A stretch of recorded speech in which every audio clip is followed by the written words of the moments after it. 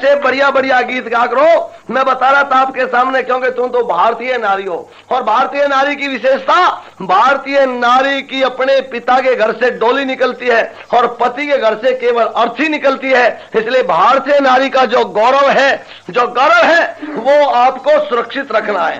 तारा भारतीय नारी थी, इसलिए तारा पति के साथ सुख में दुख में साथ निभा रही है, साथ नहीं छोड़ रही।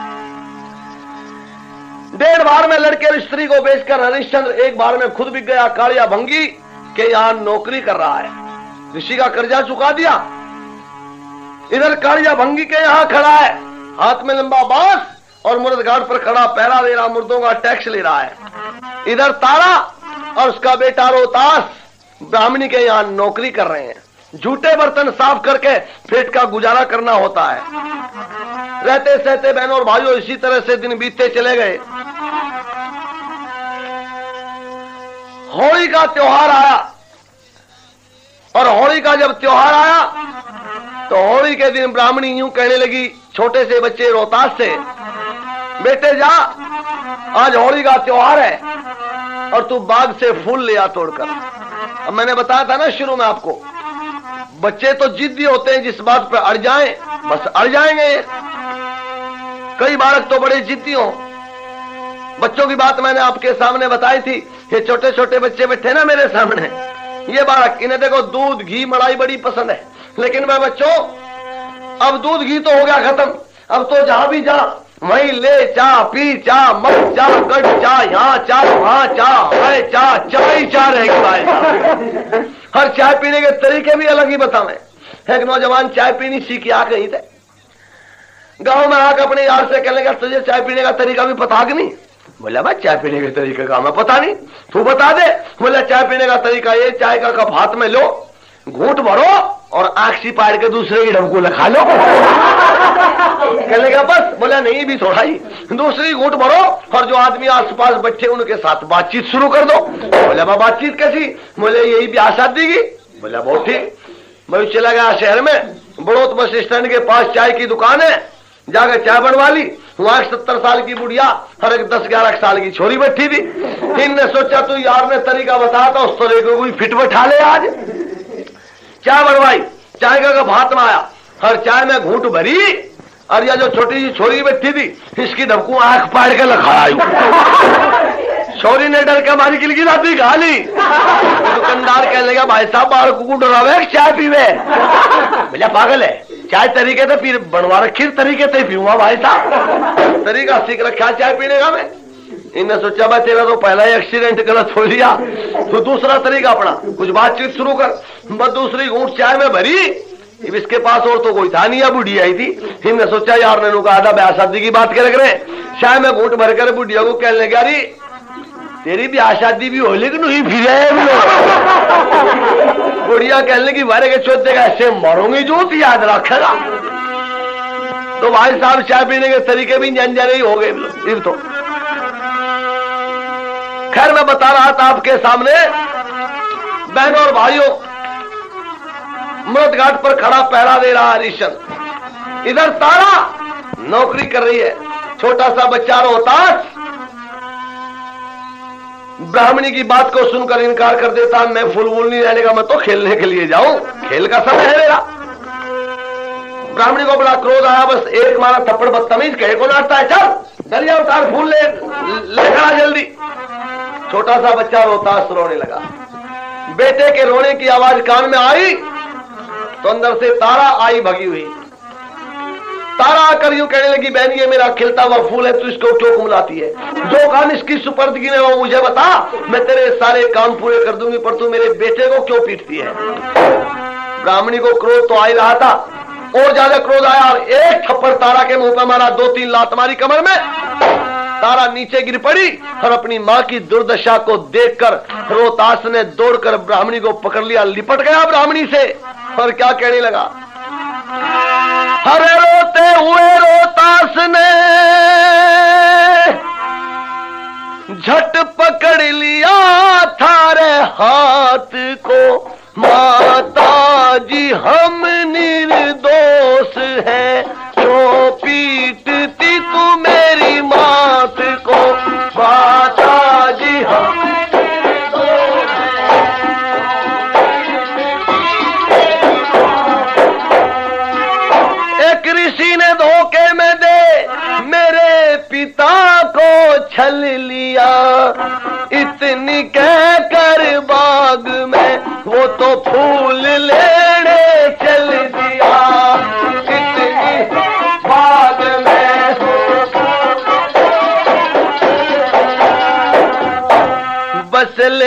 पैर डलिया हिर हाथ में चलाता कमर रोहतास उदासी चेहरे पर छाई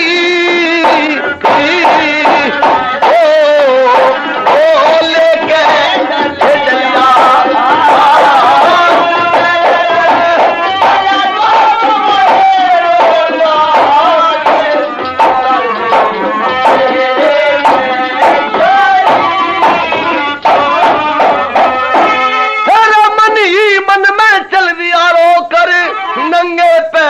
खाता ठोकर नंगे पैरों खाता कभी नौकर रहते थे साथ में मारा था मैं नौकर बास आज करता मैं खिदमत गारी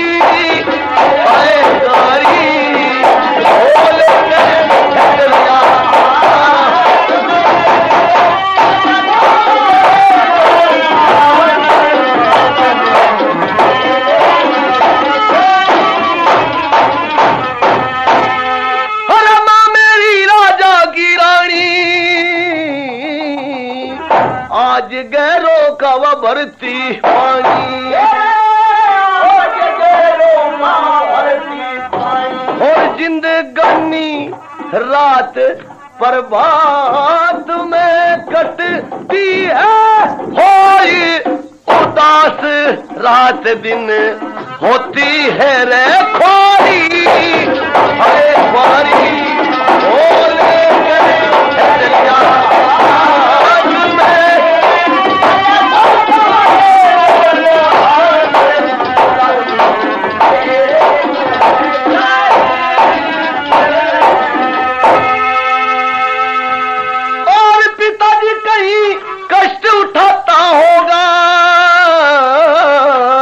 किसी का वो खेत नुड़ाता होगा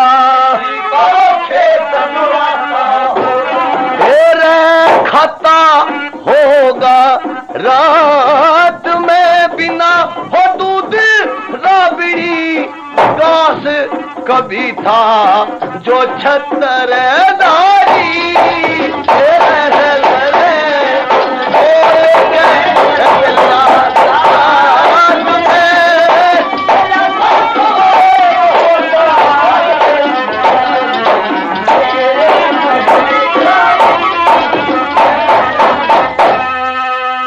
रोता रोता आया था चमन में और कोई कपड़ा नहीं था बदन में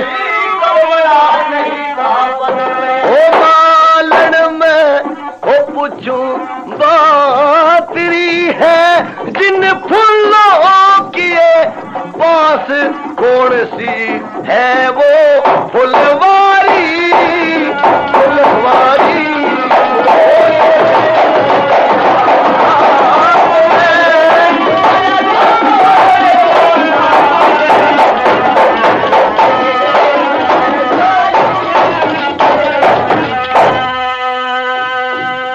बाग में पहुंचा रोता हुआ मालन सामने खड़ी थी देखते यूं कहने लगा हो मालन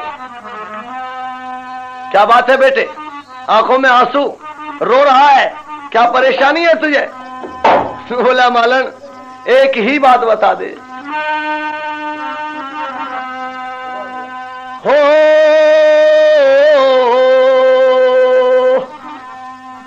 हरि जिस बाई के हम नौकर हैं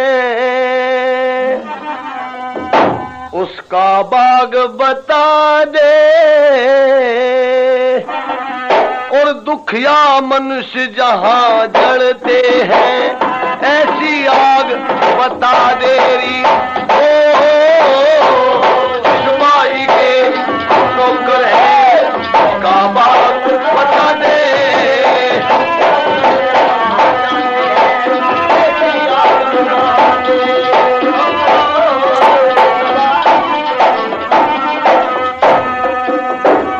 चक्रवर छोरा,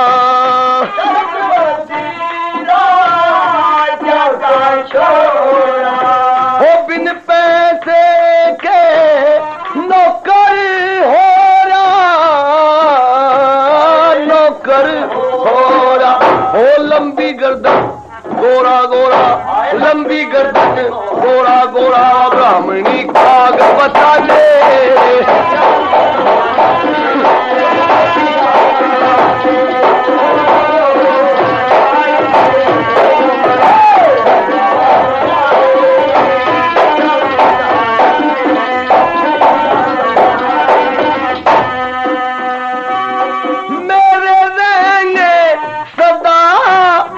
दिए मसले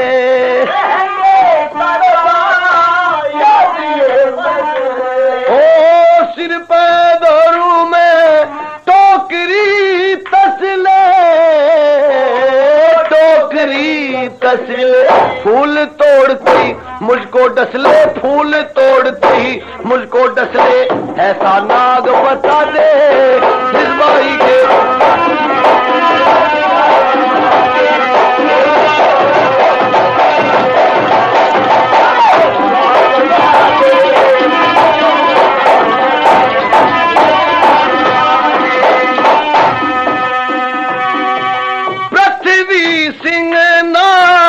घर जाऊं मैं,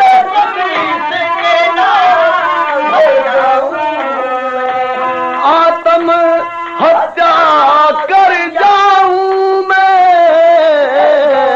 कर जाऊं मैं, जिसको खा के मर जाऊं मैं, जिसको खा के मर जाऊं मैं, ऐसा साग बता दे या मनुष्य जहाज में, ऐसी आग बता दे।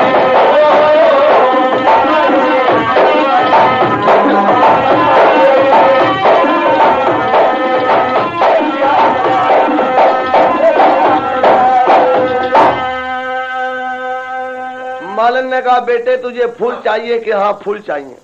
ये जो सामने फुलवारी खिली है, ये जो बढ़िया बढ़िया फूल खिले हैं, जा तोड़ ले फूल, ले जा फूल। जो फूल थे खुशबूदार, वहां पर क्लोरोफार्म लगा हुआ, लेकर डलिया हाथ में रोहतास चला गया भगा हुआ, रोहतास चला गया।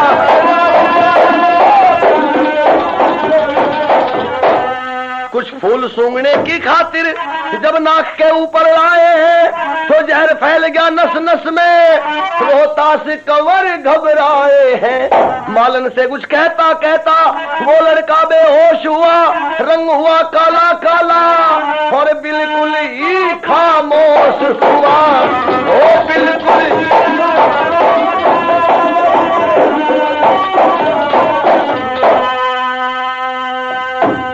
फूल तोड़कर चलने के लिए तैयार था।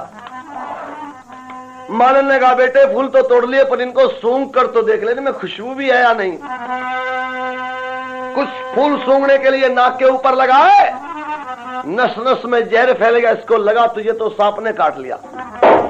आवाज लगाई, चिल्लाया मालन दौड़, क्या बात, मुझे तो सांप ने काट लिया। कहाँ है सांप बेटे, कहीं सांप तो दिखाई नहीं देता। नहीं सांप जरूर है, यही कहीं है, अभी काटा मुझे सांप ने। जमीन पर गिर पड़ा और यूं कहने लगा मालन मैं अपनी माँ का इकलौता बेटा हूं, मेरी माँ मेरे बगैर तड़फ तड़फ कर मर जाएगी, दम तोड़ देगी, तू मेरी माँ के पास खबर पहुंचा दे। मालन ने कहा बेटे तू चिंता कर, मैं जा रही हूं और बहुत जल्दी आऊंगी।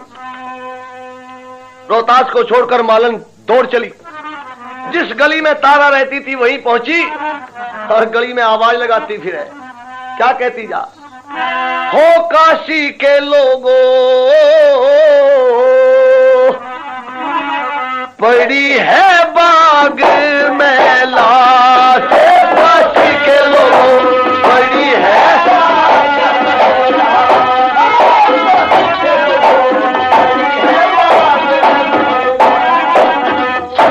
और मरण लगा जब वो दुखियारा, माँ का नाम बतावे था तारा रे, माँ का नाम बतावे था। दिखे मन ने बहुत पुकारा पर बंद हो गया सांस, काशी के लोगों पड़ी है बाग में।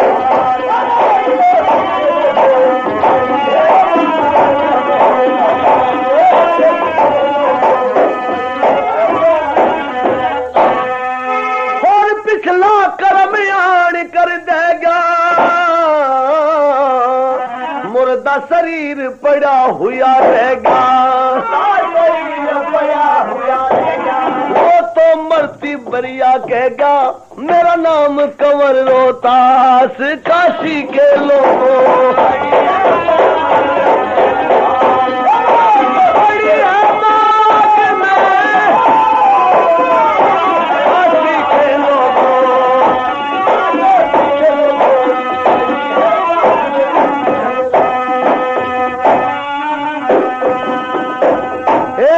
शहर की सभी लुगाइयो, जिसका छोरा हो वो आइयो, जिसका छोरा हो वो आइयो, वो तो कहेगा खबर पुछाइयो तुम मेरी माता के पास काशी के लोगों।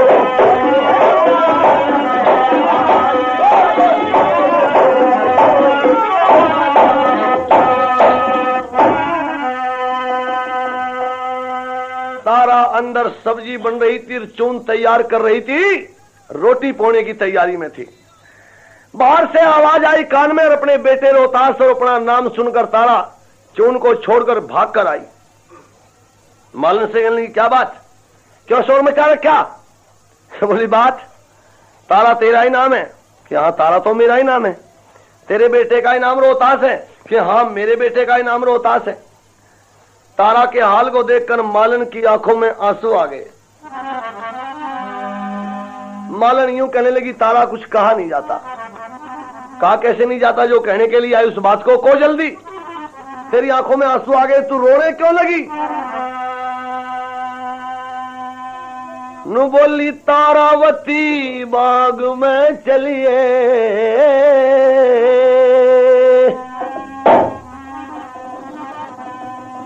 हे तारावती बाग में चल तेरा सब आनंद बिखर गया,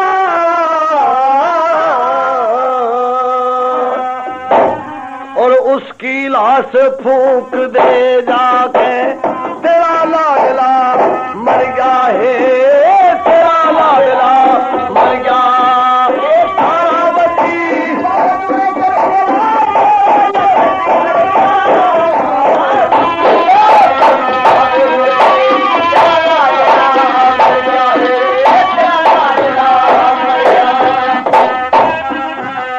अपनी आंखा मन ने देखा फूल की डलिया भर के, लगा सूंघने डलिया को वो नाक के आगे करके, फिर अचानक मुझे बुलाया डलिया नीचे धर के, मुझे सांप ने खा लिया मालन, रोया था जी भर के, रोया था जी भर के।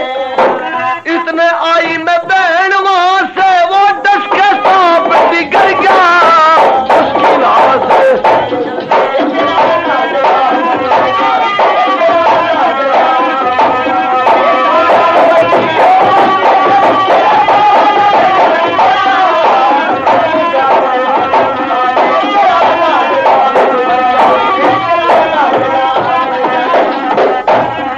क्या हुआ फिर? मन ने फिर आवाज दई, हे मन ने फिर आवाज दई, जरा फिर बोलिए भाई कौन तुम्हारा पिता है बेटे, कौन तुम्हारी माई रे, कौन तुम्हारी माई? हाथ पकड़ के देखने लगी, हाथ पकड़ के देखने लगी, न बजी कहीं ना पाई, हाथ लगाने पर भी उसने पलक तलकना ठाई है, पलक तलकना। और इब के होता पछताए से वो तुझे न बुद्धि कर गया,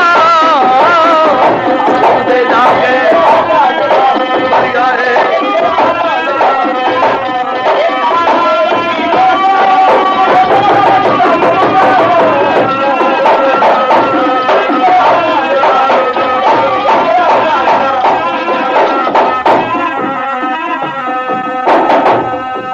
बेटे का मरना सुन गए, ओ बेटे का मरना सुन के गिरी थी खा के चक्कर, थोड़ी देर में होश आई दीवार में मारी टक्कर, हो दीवार में मारी टक्कर।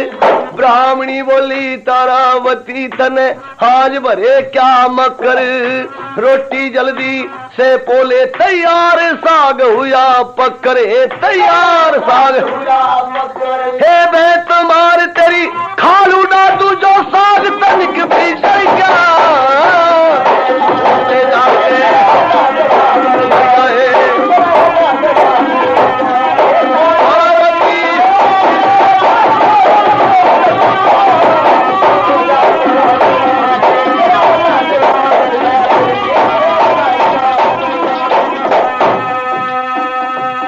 अंदर से ब्राह्मणी आई और देख कर यूं कहने लगी तारा ये क्या खप्पर खिंडा दिया तने, क्या ड्रामा रचा दिया। तारा ने कहा बहन ये ड्रामा नहीं है, मेरे कलेजे का टुकड़ा मेरा इकलौता बेटा आज संसार से विदा होकर मुझे अकेली को छोड़कर चला गया, मुझे थोड़ा सा टाइम दे दे। तारा बोली बहन तुझे मैं कैसे हाल बताऊं, मेरा लाल खा लिया नाग ने बाण बाग में जाऊं, है बाण बाग में 2 घंटे की छुट्टी दे दे अभी फूक के आऊं, पृथ्वी सिंह बेधड़क के फिर रोटियां पकाऊं, रोटियां हारे इतना कह के गिरी धरण पे नैन में पानी भर गया, उससे जाके जला है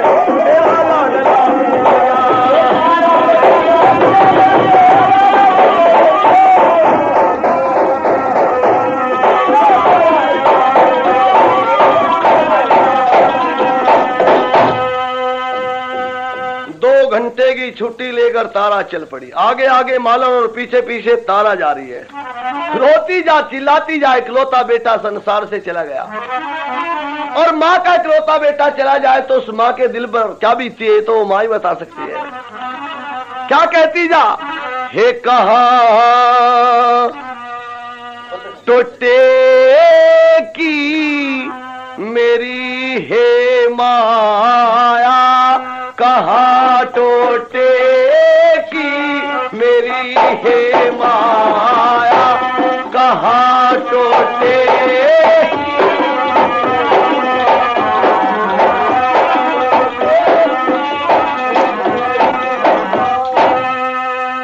बता कौन सी वो फुलवारी है जिसने लूट लई दुखियारी, है जिसने लूट लई दुखियारी। सांप ने कहाँ पर डंक लगाया, कहाँ टोटे की मेरी माया, कहाँ टोटे की।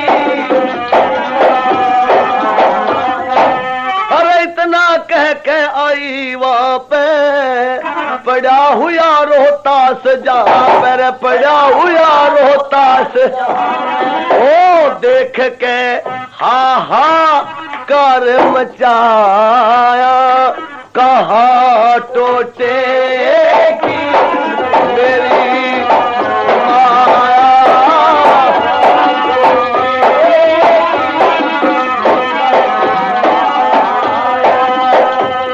मालन कहने लगी ये सामने जो फूल खिले दिखते हैं यही तेरा बेटा रोहतास पड़ा है, जा देख ले उठा ले। गई भगी हुई, जाकर देखा तो बेटे की लाश अकड़ी पड़ी थी। ओह, बेटे को देखकर चक्कर खाकर धड़ाम से लाश के ऊपर गिर पड़ी। थोड़ी देर के बाद होश आया, चारों तरफ नजर घुमाई तो चारों तरफ कोई दिखाई नहीं दे रहा था। शाम का टाइम, दिन छिपने को था, आसमान में घटा, कभी कभी बिजली कड़कती है और कोई कोई बूंद भी पड़ती है। बियाबान जंगल में अकेली औरत और सामने बेटे की लाश है। लाश उठाने की कोशिश करती है लेकिन बार बार लाश हाथ से छूटकर नीचे गिर जाती है। केले के पत्तों में लाश को लपेट लिया, हिम्मत और साहस किया, लाश को उठा ही लिया। बस लाश हो बेटे की लेके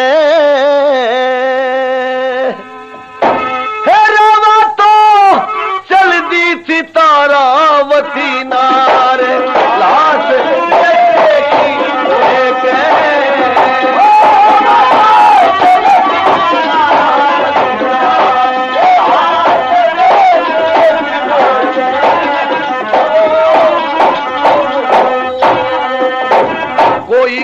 नहीं बदन पे, सर्दी पड़े अपार लाल मेरे, सर्दी पड़े अपार।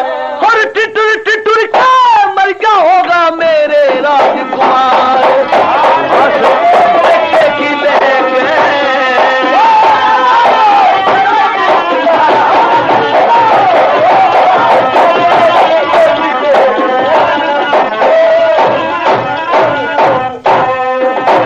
रोती रोती चली वहां से, करती हाहाकार तारा, करती हाहाकार। और थोड़ी देर में वहां पहुंच गई पति जहां पहरेदार।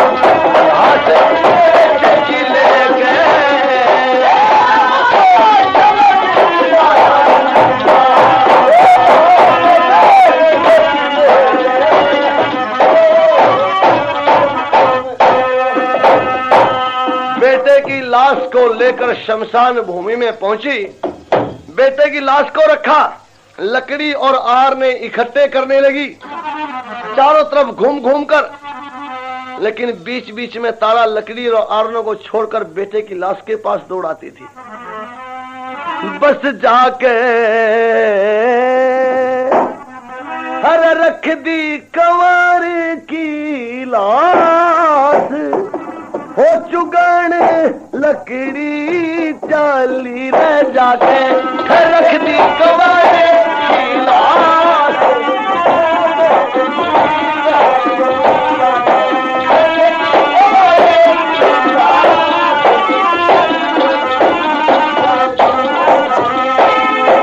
और कभी कभी रानी लकड़ी छोड़ के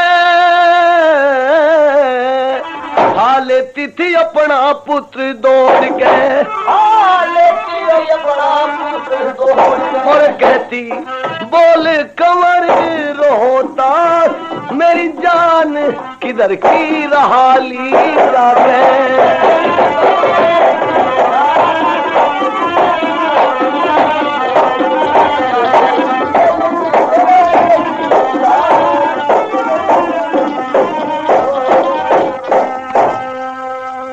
बेटे की लाश को रखा, चिता के ऊपर आग लगाने के लिए तैयार थी।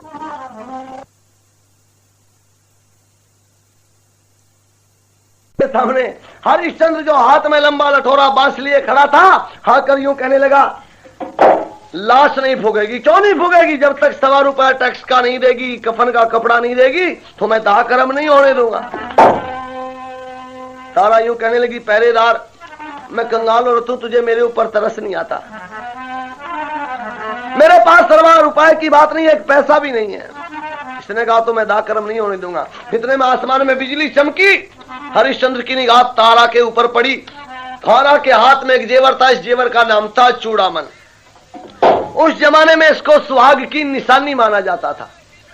जब उस जेवर पर नजर पड़ी तो हरिश्चंद्र कहने लगा, बदमाश औरत लाखों रुपए की कीमत का जेवर पहने हुए है और ये कहती है कि मेरे पास कुछ भी नहीं है, ये जेवर बेच दे, मेरा ₹1.25 टैक्स का दे दे और दाह कर्म कर ले अपने बेटे का। तारा रो रो कर यूं कहने लगी, पहरेदार तू नहीं जानता ये मेरे सुहाग की निशानी है। मेरा बेटा तो मुझे छोड़कर चला ही गया, अब तू मेरे सुहाग को भी मिटाना चाहता है, मुझे उजाड़ देना चाहता है। तू मेरा जेवर मत बिकवावे, हो मेरा जेवर मत बिकवावे निशानी, बिकया मेरे प्राण प्यारे की, हो मेरा जेवर मत बिकवावे निशानी।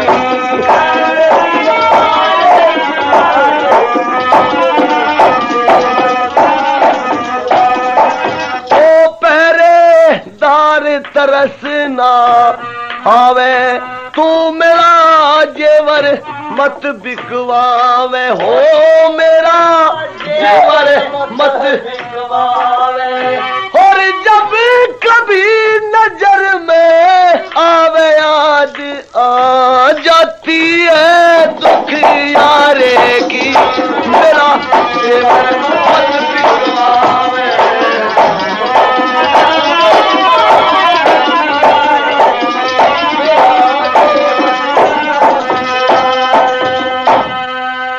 इसने कहा ये नहीं हो सकता, ₹1.25 बिना मैं दाह कर्म नहीं होने दूंगा। बहनों और भाइयों, बात हो रही। इतने में फिर आसमान में बिजली चमकी, रोशनी हुई और हरिश्चंद्र की निगाह तारा के चेहरे पर पड़ी। हरिश्चंद्र ने कुछ कुछ तारा को पहचाना, कुछ आवाज से पहचाना, कुछ चेहरे पर नजर पड़ी उससे पहचाना। तो हरिश्चंद्र पूछ बैठा अचानक, तेरे बेटे का नाम क्या है? इसने कहा मेरे बेटे का नाम रोहतास है। इसने कहा तो तेरा नाम तारा है। कि हाँ, नाम तो मेरा तारा ही है, लेकिन तुझे कैसे पता? हरिश्चंद्र मुंह फेर कर खड़ा हो गया और यूं कहने लगा, हे भगवान, ये कैसी परीक्षा ले रहा है तू मेरी? तारा ने कहा, पहरेदार क्या सोचने लगा? हरिश्चंद्र कहने लगा, तारा ये पहरेदार कोई और नहीं, तेरे सामने तेरा पति हरिश्चंद्र खड़ा है। इस बात को सुनकर तारा ने पैर छूकर पति को नमस्ते की। पति के पैर छूकर नमस्ते कर रही, क्यों? क्योंकि तारा पतिव्रता है और पतिव्रता स्त्री जो होती है वो पति को ही परमेश्वर मानती है, वो पति की सेवा, पति की पूजा करती है। पूजा का मतलब आदर सत्कार करना ही तो है। पूजा का मतलब ये थोड़ा कि दीवा बाढ़ के और थाली में धर के हर पति देव की नू आरती तारन लगे, इसे थोड़ा ही पूजा गए भाई। पूजा का मतलब तो आदर सत्कार करना है। पर आज की स्त्री, इन्होंने तो भाई साहब कमाल ही कर दिया। एक तो वो तारा थी और एक ये आज वाली स्त्री है भाई।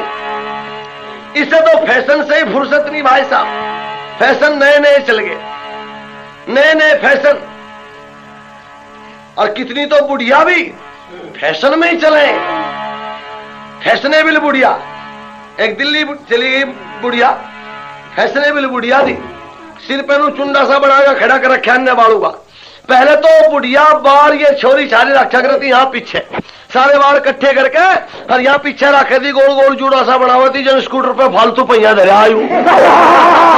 ईब वो नहीं रहा, ईब ये सिर पे सुद्धा सुद्धा सुवाला सा बना के खिड़ा करे, जैसा शिव जी महाराज देख क्या हुआ था हमने। है कि डागी देवी जी दिल्ली देखने चली गई, एक चौधरी ने टकरा गई। यू चौधरी सिर का गंजा था, सिर पर उड़ रहा था टोपी। यह पूछ बैठी, चौधरी साहब मुझे पहाड़गंज जाना।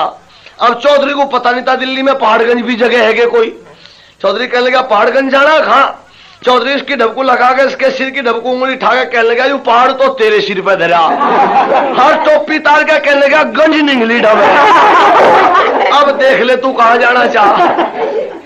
फैशन की हद होगी भाई साहब। कई बार तो हम बसों में सफर करते हैं, पता ही नहीं चलता छोरा है छोरी है। बुरा हाल है फैशन का।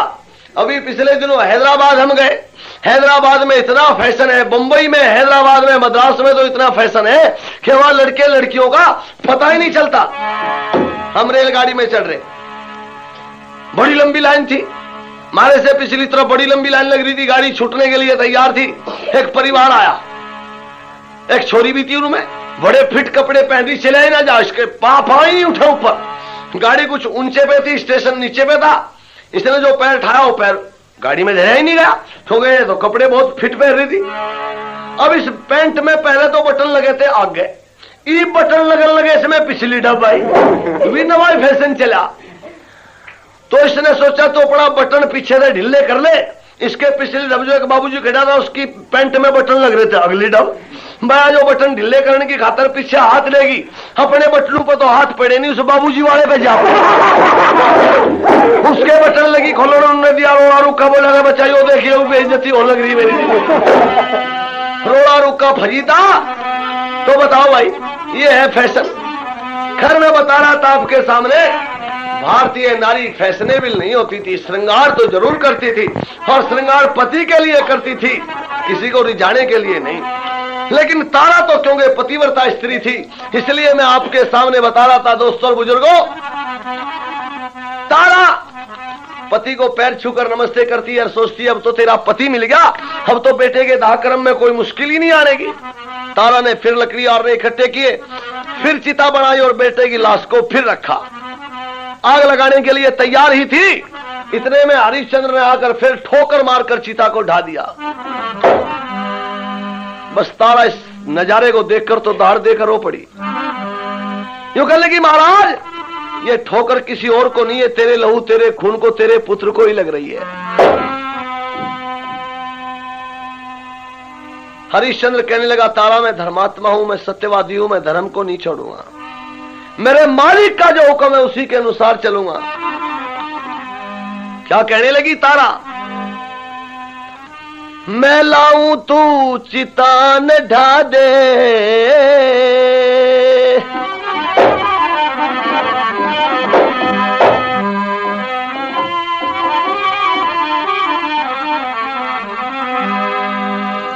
और मैं लाऊं तू चितान ढा दे, लेके एक लठोरा, धर्म के बंधन में फंस के मेरा पति बावड़ा हो रहा हो, पति बावड़ा हो रहा रे, मैं लाऊं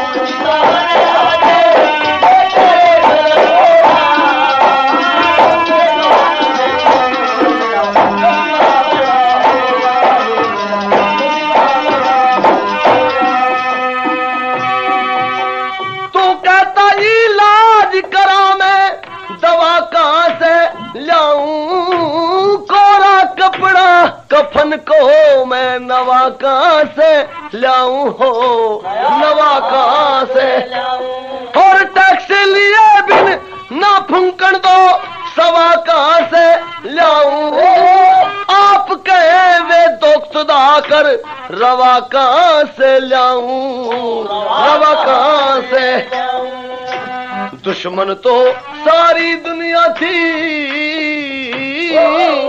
ओ दुश्मन तो सारी दुनिया थी, आप भी धर गए धोरा,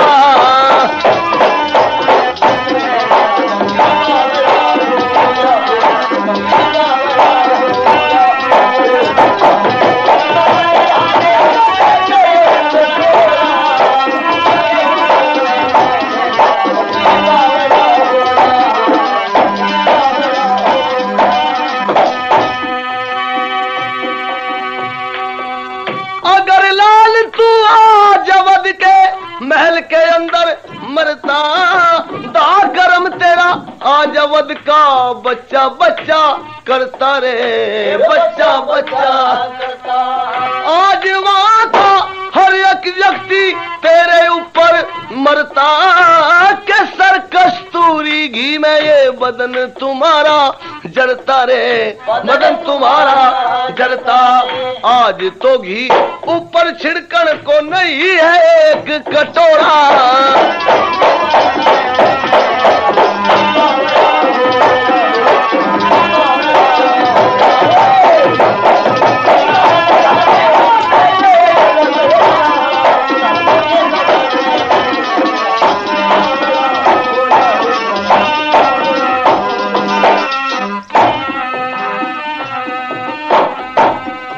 कहने लगी महाराज टैक्स के बगैर नहीं फूंकने दोगे, चलो कोई बात नहीं, मैं टैक्स लेने के लिए जा रही हूं, लेकिन एक बात का ध्यान रखना, ओ बेशक मत फूंकन दो राजा, एक बात बतलाऊं, रखवाली कर दियो लाश की, इतने लौट के आऊं, इतने लौट के, और इस काशी की गली गली में भीख मांगने जाऊं, इतना तुझको याद रहे मैं दसाने ही लाऊं, दसाने ही लाऊं, दसाने दो आप पति जिए हद आपका छोरा,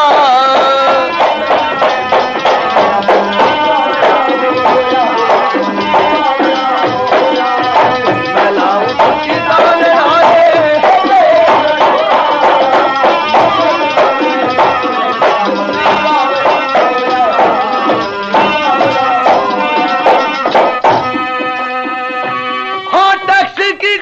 चली वहां से वो दुखियारी तारा, रास्ते में उस विश्वामित्र ने एक और जुल्म गुजारा रे, एक और जुल्म गुजारा, एक लड़का बेहोश बना के धरती ऊपर डारा, तारावती ने उठा के छोड़ा गोद में ले पुचकारा रे, गोद में ले पुचकारा, छुप के पुलिस वहां बैठी थी, फौरन ही ललकारा, पृथ्वी सिंह बेधड़क डाण ने सेठ का बेटा मारा रे, सेठ का बेटा, और थोड़ी देर में उस बच्चे का पिट गया नगर ढिंडोरा।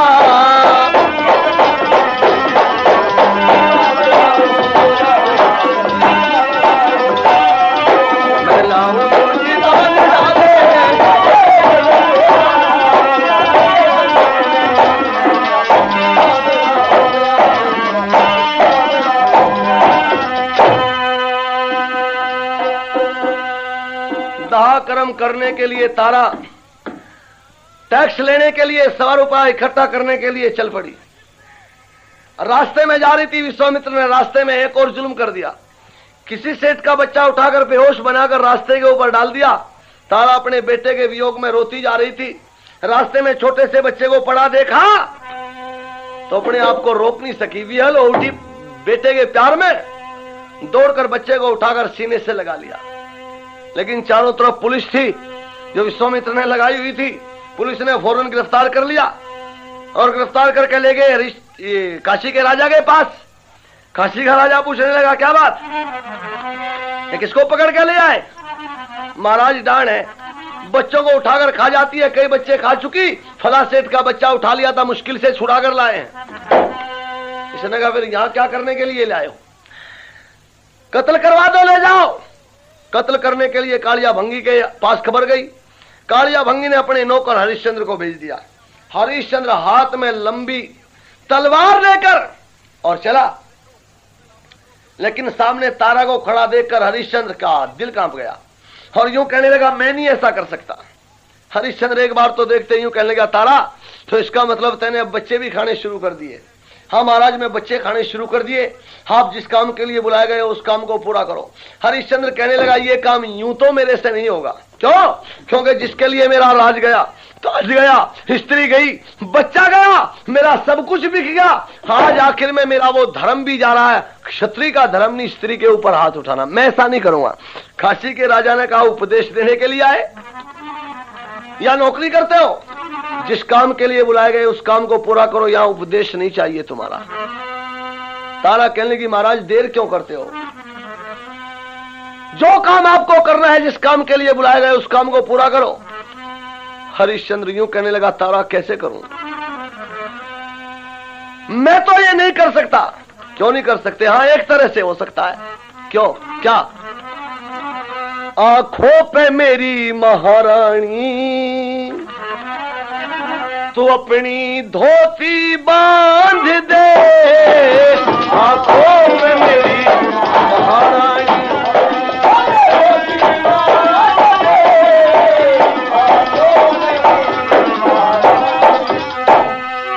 कैसे कत्ल तुझको करूं मैं अपने हाथ से, जाना है मुझको भी एक दिन इस मखलूकात से। जिस जगह बहे है पानी जल्द ये ज्योति बांध दे,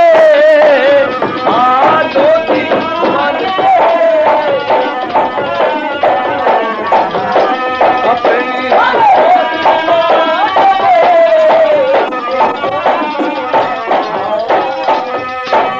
जिसके लिए संसार से मेरा सब कुछ ही गया, आखिर में हरिश्चंद्र का आज वो धर्म भी गया। हर पड़ी नाड़ पे तेग चलानी तू व्याकुल होती होती बांध दे, आंखों में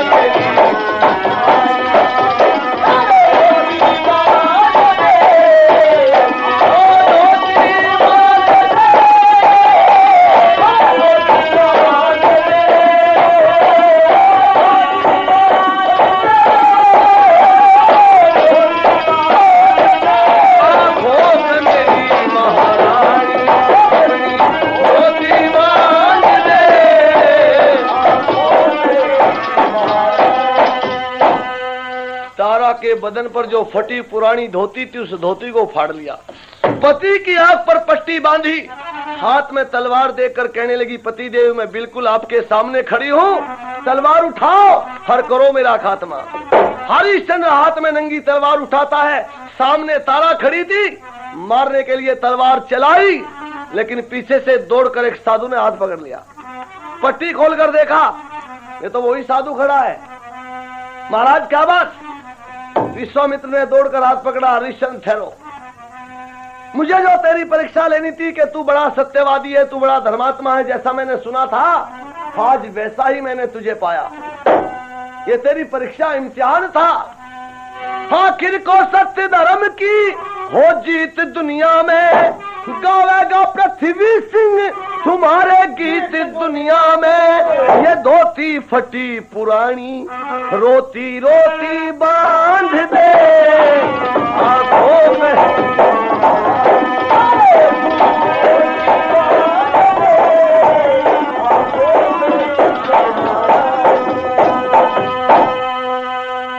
बहनों और भाइयों, यह है सत्यवादी धर्मात्मा हरिश्चंद्र, जिसकी बात मैं आपके सामने रख रहा हूं। मेरे देश के घर घर में इस तरह के सत्यवादी और धर्मात्मा होते थे। यहाँ तो सत्य और धर्म के लिए मर जाते थे, मिट जाते थे, लेकिन देश में गिरावट इस तरह की आई कि सत्य और धर्म को लोगों ने छोड़ दिया। और जब सत्य और धर्म को छोड़ दिया तो अधर्मी बढ़े, विधर्मी बढ़े, पापी बढ़े, पाखंडी बढ़े। और जब पाखंडी बढ़े तो वेद का प्रचार लोप हो गया। और आज जो हाल है देश का वो आपके सामने है। मैं बता रहा था आपके सामने, क्या गजब आसार बनते जा रहे हो, क्या गजब आसार बनते जा रहे, कैसे ये नर नार जा रहे, कैसे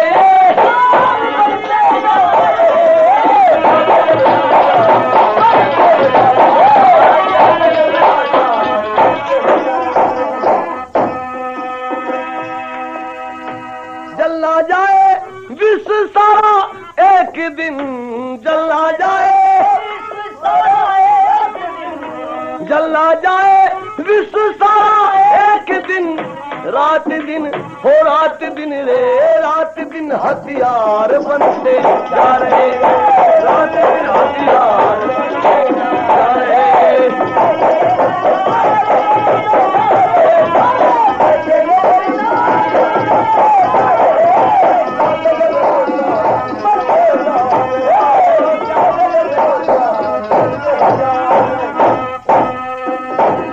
रात दिन नए नए हथियार बनते जा रहे हैं, नए नए आविष्कार हो रहे हैं संसार में। सारे संसार को आज खतरा पैदा हो गया है। संसार बच तो सकता है, लेकिन उसका तरीका क्या है? वेद के रास्ते को अपनाकर लोग चलें, दयानंद की बात को मानकर लोग चलें तो देश बच सकता है। लेकिन दयानंद की कहाँ मानने? जिस देश में लोग भूत और प्रेत से डरते हो, जिस देश में लोगों को भूत और प्रेत चिपटते हो, मला वो देश कैसे बच सकता है भाई? ओहो जी, भूत प्रेत की बात। एक दिन देखा एक जवान बहू बैठा रखी शाने आगे, मगर क्या बात है, क्या करवा रहे? एक शाना के सीढ़ा जाता, सीढ़ा जावे बदबू आवे इसमें थे। और मूर्ख के लिए तो शाना ही था भाई, झाड़ा लगा रहा क्या गिरा नुका, धरती बांधू, आकाश बांधू, चार खूर दुनिया की बांधू, रावी बांधू, सतले बांधू, गंगा बांधू, जमुना बांधू। इतने में इसके घरवाड़ी आगे से देखे तो नाच गएगा, सारी दुनिया को ही लग रहा बांधन। मैं पीछे जाकर कमरे में मारा, तू हथड़ा नाच गए के सारी दुनिया को लग रहा बांधन। 6 साल हो लिए तेरा छप्पर चुट्टा पड़ा उसे क्यों नहीं बांधा? सारी दुनिया को तो बांध रहा। इतने में हम चले गए, मैं कह रहा क्या कर रहे? बोले जी भूत तरवा में। मगर कितने चल रहे? बोले जी 8 तो काल लिए, 9 और रह रे। मगर यहाँ बहू है कि भूतों के में डोर है। ये सारी दुनिया के भूत इसी में थमे आ गए।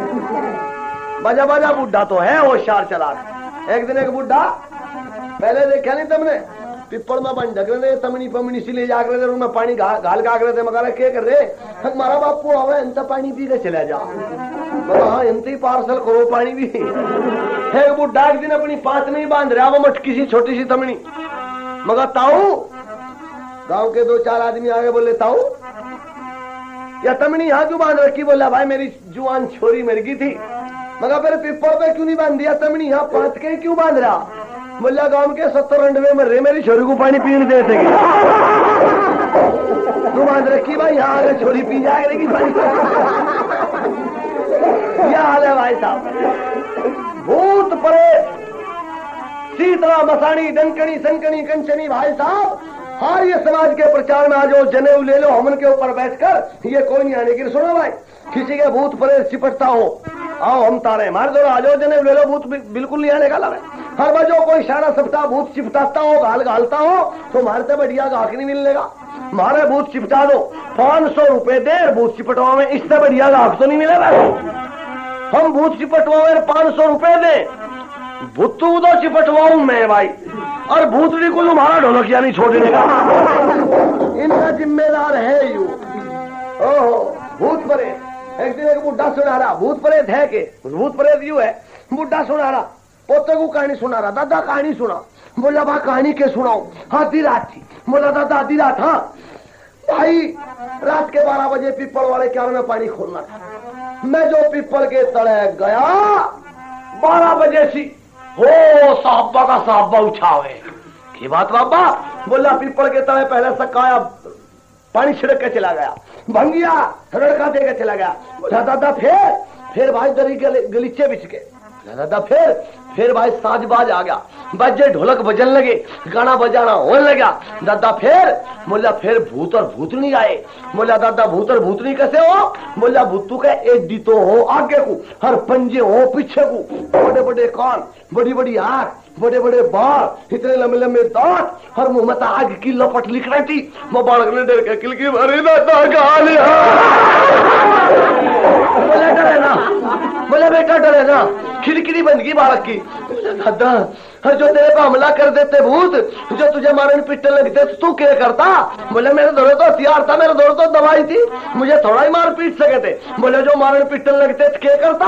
बोला मैं जो भूत पेरे पे हमला कर देते तो भाई मैं तो धोती की लांग काट के खड़ा हो जाता। मजा याद आ रहा तो टम्बल इन तब भाग जा सारे भूत। ये हाल है इसका। हाँ भूत प्रेत। मगर चौधरी भूत देखा, बोला ना मेरा दादा बात बता कर रहा था भूतू की। उसके दादा दौड़े गए, मैं चौधरी भूत देखा, बोला ना मेरा नाना सुना कर रहा था बात भूतू की। ये भूत प्रेत है कुछ नहीं, बस बात सुन रखी लोगों ने। इसलिए मैं बता रहा था बहनों और भाइयों, इन भूत प्रेतों से बचो और आओ ऋषि दानंद का प्रचार सुनो। ऋषि दानंद ने सारा जीवन लगा दिया आर्य समाज और तुम्हारा सुधार करने में, लेकिन तुम्हारी अब तक आंख नहीं खुली। इसलिए मैं तो कहा करता हूँ, इस दुनिया के पाखंडों के चक्कर में आना ना, इस दुनिया के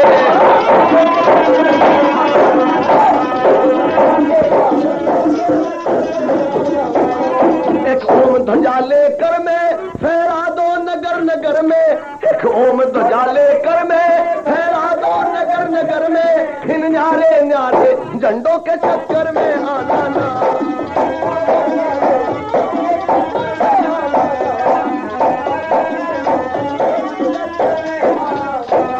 बड़ भगत भूतड़ी तारे ले डोरू चाबक मारे, बड़ भगत भूतड़ी तारे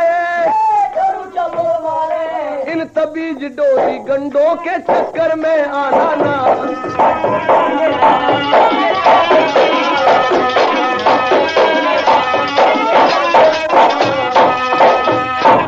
सहदेव को तुम बुलवाना, उसका प्रचार कराना, सहदेव को तुम बुलवाना, इसका प्रचार कराना, संगी नच गया संडों के चक्कर में आना ना।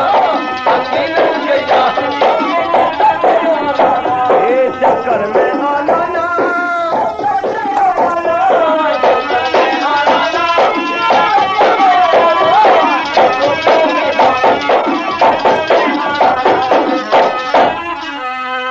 इनके चक्रों से बचो, वैदिक प्रचार कराओ, गांव गांव में यज्ञ करवाओ। ये सांगी नस्कैया बाजा बाजा बीरबानी बना फिरे। हर हम लोग कह रहे बीरबानी बनने में ज्यादा फायदा नहीं। हर जो बीरबानी उसे देख पूछ के बीरबानी बनने में कितना जोर पड़े। हर जो बाड़ा कोड़ा हो गया तो फिरेगा ऑपरेशन करवाता हूँ यार, यूं बीरबानी बने। इसलिए मैं बता रहा था इनसे बचो।